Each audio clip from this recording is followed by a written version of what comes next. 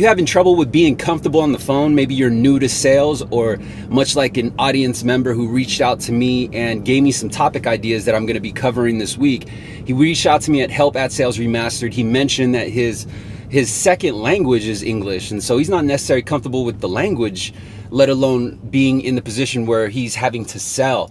And what made it even more interesting is that he's new to a call center environment, he's new to the industry, and he's also somewhat new to the language. And so, my man, Chris, if you're watching, this one's for you. This is answering your response. And I thank you for sending me over that inquiry, because you're giving me something that not only I can reference on in terms of how can I use my experience to help you get past that challenge, but I'm also going to share with you different techniques that I've studied from mentors along my journey, because at one point I too was new to this industry. At one point I too was new to selling over the phone.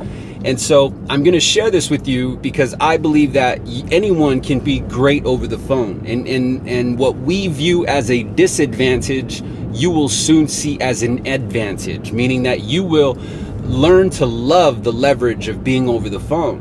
And it's if you compare it to being a field employee or field sales, right? These are sales individuals who are in the field. They have to go from vendor to vendor, from place to place. It's a different sale.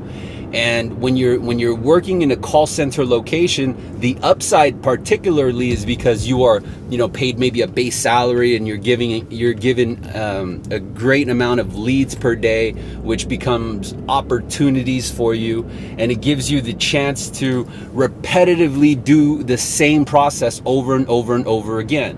Now it's going to come up to your resilience, your work ethic, and your hustle, and your attitude, your determination, your persistence, your thick skin, that truly is going to determine how well you do within an industry, let alone just being in sales. And so if you take that mindset and you apply it to, being over the phone, not too many people can survive selling over the phone. However, I've seen the absolute, greatest of minds, and also the I would say probably those who came from the most adversity, and also with the greatest minds, meaning greatest mindset, not like, genius or anything. I'm not talking about like Albert Einstein. I'm talking about just the greatest of mindsets. And what I'm referring to as mindset is the immigrant mindset. Like, you don't even need to be an immigrant to have an immigrant mindset. I'm just referring to immigrant as a way to classify it, because if you consider some immigrants who come to America, or even where you are, they come to your location, wherever you are in the world, they go there because they understand the alternative, which is where they came from. They appreciate the opportunity that they can grab on your land, or they can grab on in your location. And because they appreciate it, they're not going to take advantage of it. And because they're not going to take advantage of it, they are going to maximize their fullest potential. Right? And this is why you see immigrants come from far away, come set up shop in your own neighborhood and prevail. They win. And so what seems to be a disadvantage in our eyes ends up becoming their advantage, because it is their fuel. And so, like, for example, even if English was not your first language, your advantage is you have a unique POV. You have a unique point of view, meaning that as humans, we love stories. Right? So long as the story is applicable, as the story is entertaining, as the story is is educational, right? But just from human nature, like, this is from when we were kids. And why I'm bringing this up is because you have such a different POV. Now you can share stories to create a bond. Now I'm not saying that every single time you have to share a story, but what I'm saying is appreciate your uniqueness, because that's what's going to make you stand out. And so I'm going to answer his question, because he asked me, say, Daniel, man, I'm new. He has a whole list of questions, and he's all, I'm having trouble with, the awkward silence over the phone, right? And just kind of being new to sales. I'm having trouble with, just keeping them engaged in the call. And, he feels that he's just not getting through. Like, he will go through the process and then just kind of get killed at the point of the borrow, or the prospect saying that no, I'm not interested, and then kind of just give up and move on. And so he's acknowledging this, which is a huge step, because self-awareness is key. If you have to be very self-aware in order to understand where to work on, right? And Chris is had the courage to reach out to someone and say, hey man, this is my issue, this is what I need help on. And you'd be amazed how many of us will go on through life rather learning and taking the challenge and weight on our shoulders to learn on our own, right? Learn through our mistakes. Well, now we have the resources and the influencers available to learn at a quicker pace because we're learning through experience. And so in my experience, when I used to be uncomfortable on the phone, when I used to hate awkward silence, what I would do is I would actually try to fill in the void. And so I always feel the need to talk.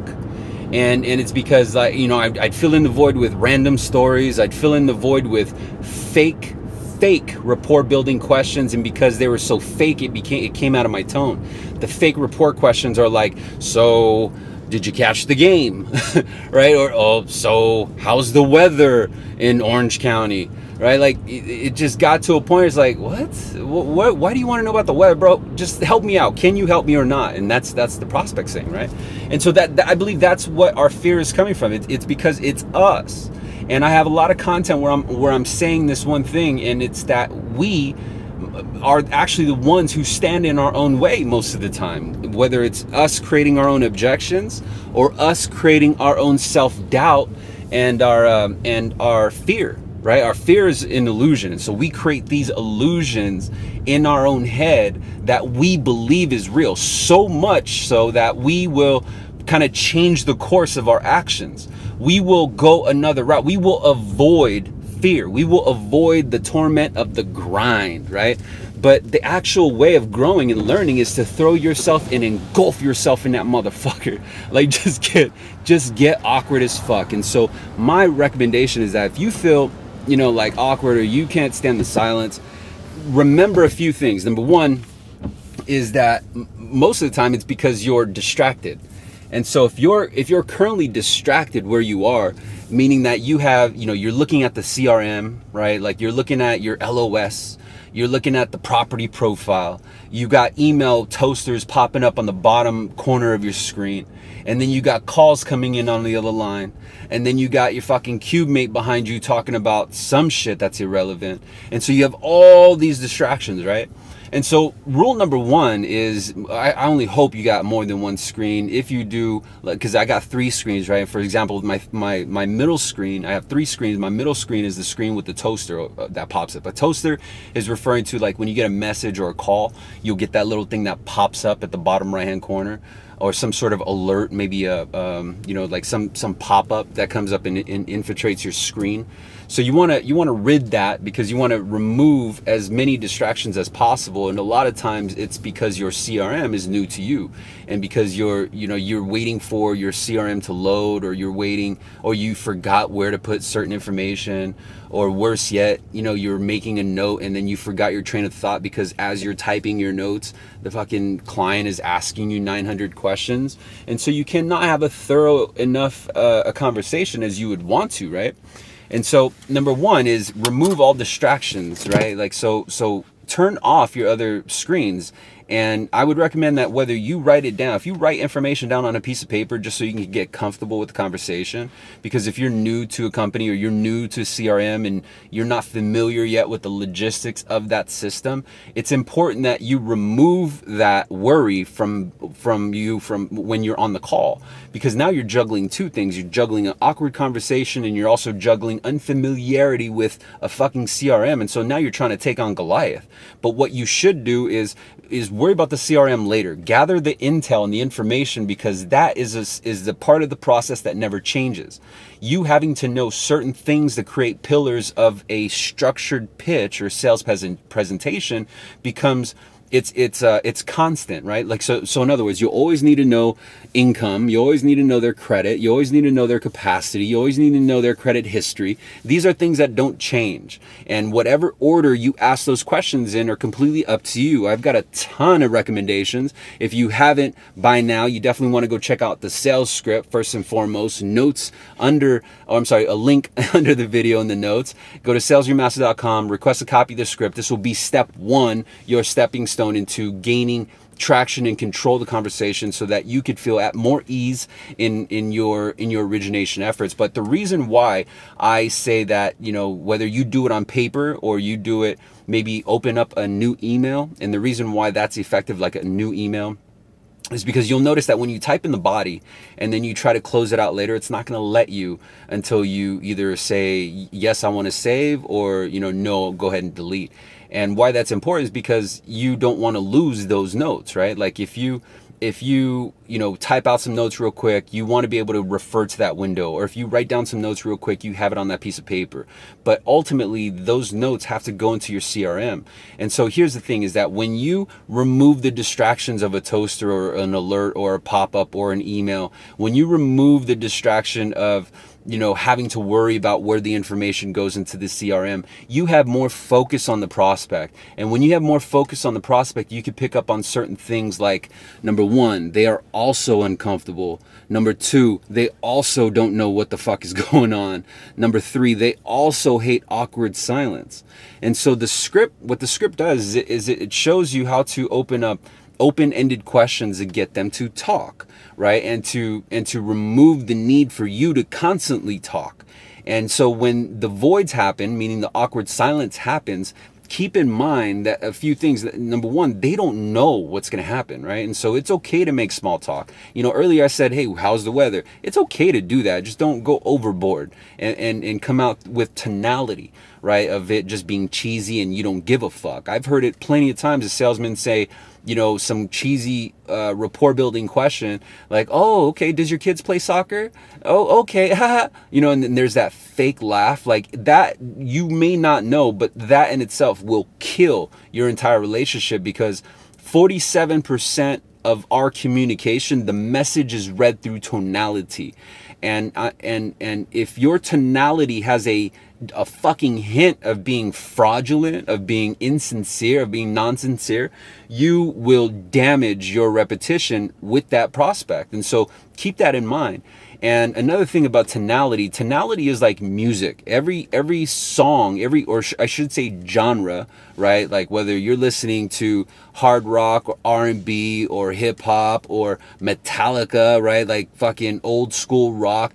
Each and every single genre has a specific rhythm. And so if you think about tonality being a rhythm, like you'll notice that everyone has their own rhythm. Everyone has their own theme music, if you will. And so when you engage in a conversation, listen to their rhythm. And so you'll hear my rhythm. Like I have a consistent rhythm every time I'm trying to create educational content. And so if you understand my rhythm and the way I talk, and you came back to me talking exactly like that, I would feel an immediate bond with you.